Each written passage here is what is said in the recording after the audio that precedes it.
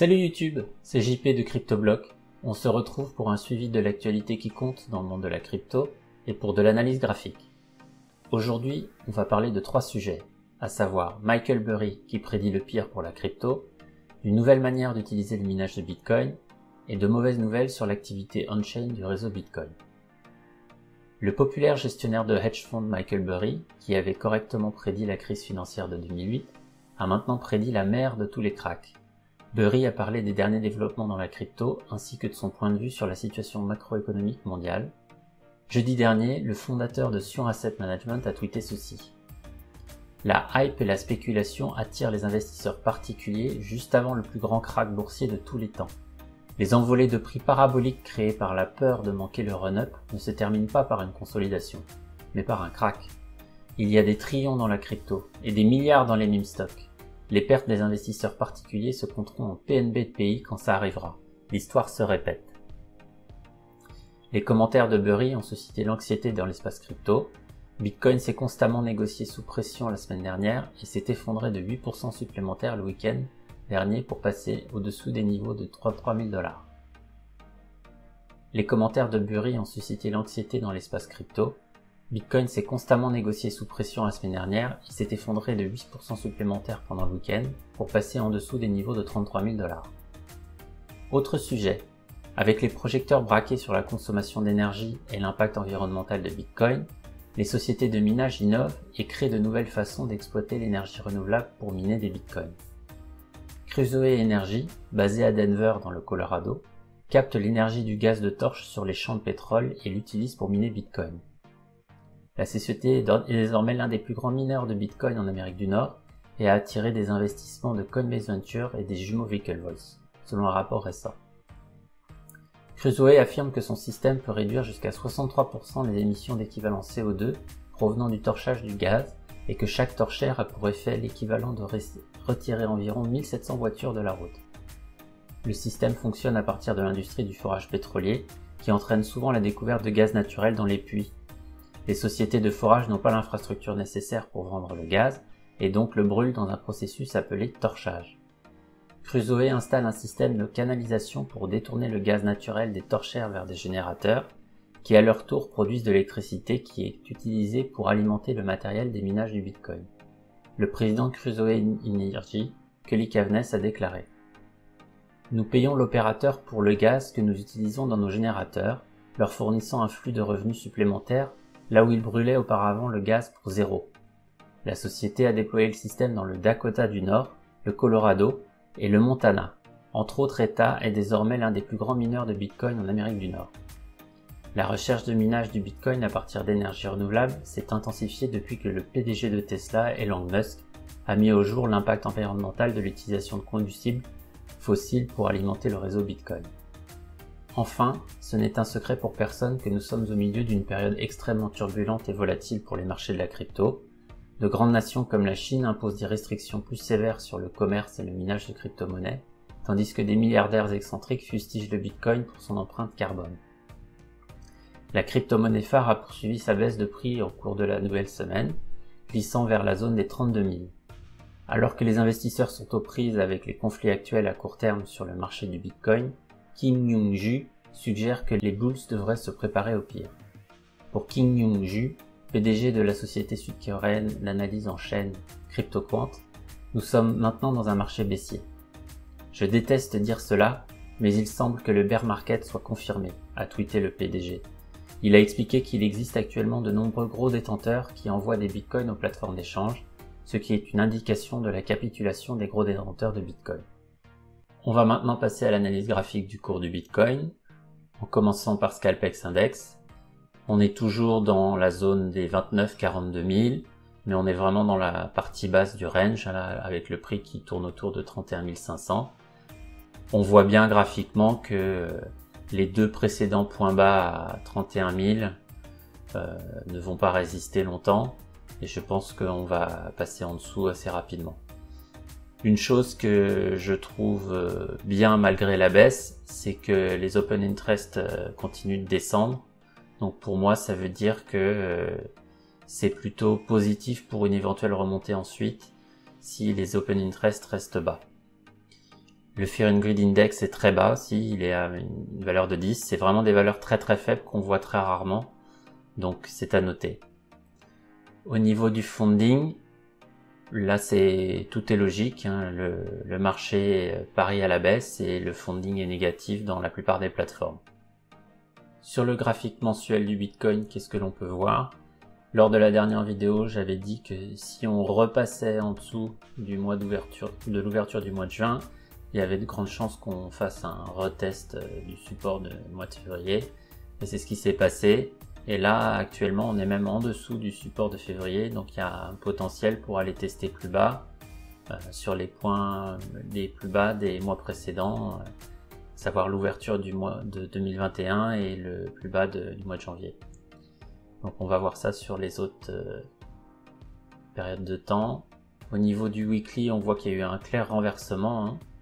Il y a 2 semaines, on a pris les points bas, ensuite on a renversé, on a pris les points hauts, et là, ce coup-ci, cette semaine, c'est l'inverse. On a pris le point bas de la semaine dernière, et là pour l'instant on n'a pas encore réussi, mais il y a de fortes chances, vu qu'on est tout près du point bas il y a 2 semaines, d'aller prendre ce point-là.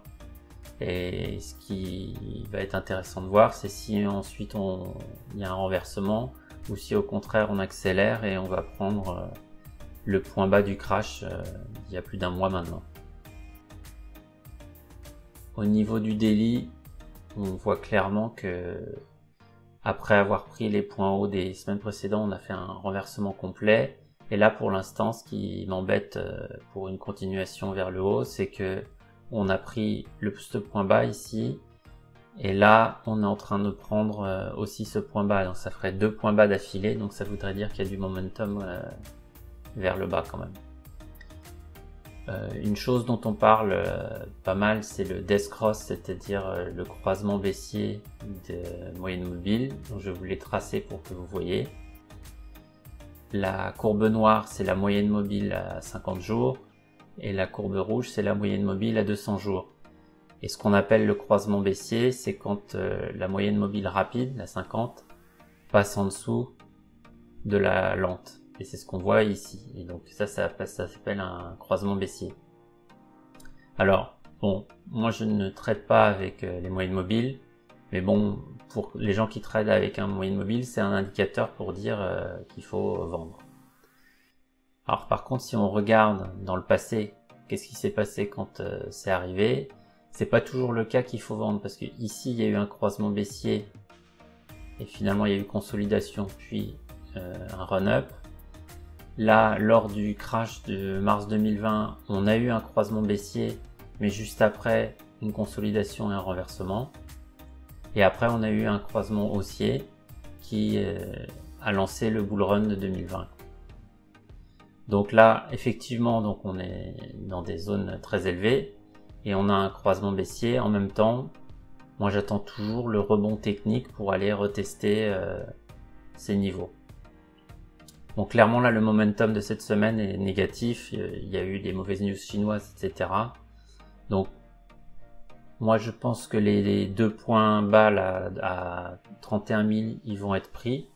Ça n'a pas de sens que le prix descende jusqu'ici puis renverse maintenant. Il faut qu'il aille chercher de la liquidité.